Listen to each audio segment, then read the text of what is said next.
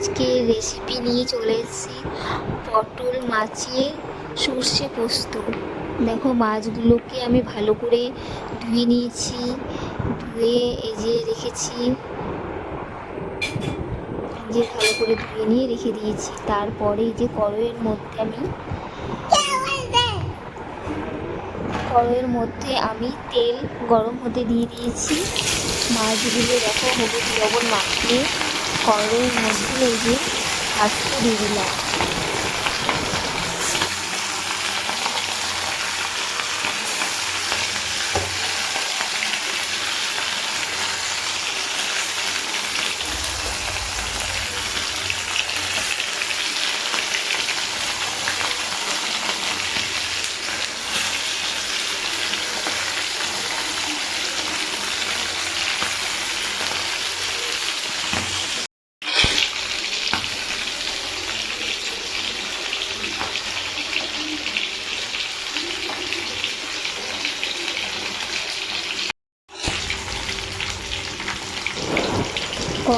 মাছগুলো দেখো ভাজা হয়ে এসছে। তার মধ্যে আমি কড়াইয়ে তেল দিয়েছি, লঙ্কা দিয়েছি, এই যে হলুদ দিয়ে দিলাম।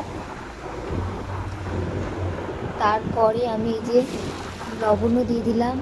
লবণ হলুদটাকে আস্তে আস্তে একটু নেড়ে নিব, মানে হলুদের গ্যাসটা আসবে না। তাহলে এই যে নাড়তে আছি নেড়ে টেড়ে, তারপরে আমি একটু পরিমাণ মতন আমি জল দিয়ে দিলাম।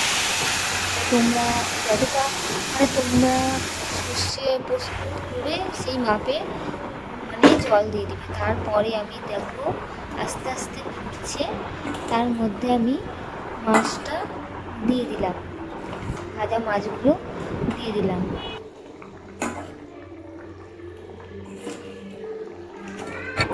দেখো এদিকে মাছটা ভালোভাবে ফুটছে। এইদিকে আমি সর্ষে বেটে রেখেছি, সর্ষে পোস্ত একসঙ্গে বেটে রেখেছি, সেটা ওই মাছের মধ্যে দিয়ে দিলাম। তারপর কিছুক্ষণ পরে এই যে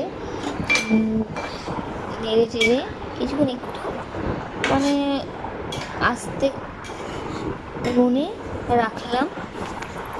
কিছুক্ষণ পরে দেখো আমার সর্ষে পোস্ত হয়ে এসছে। এই যে আজকে পটল সর্ষে পোস্ত মাছ হয়ে এসছে।